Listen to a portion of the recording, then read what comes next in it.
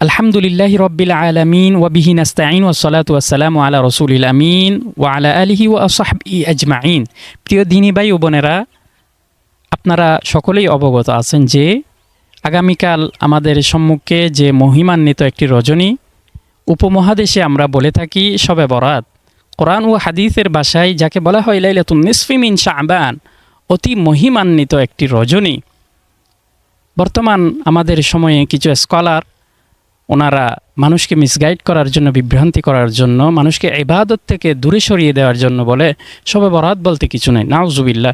কোরআন হাদিস অনুযায়ী এই রাত অত্যন্ত গুরুত্বপূর্ণ, ফজিলতপূর্ণ।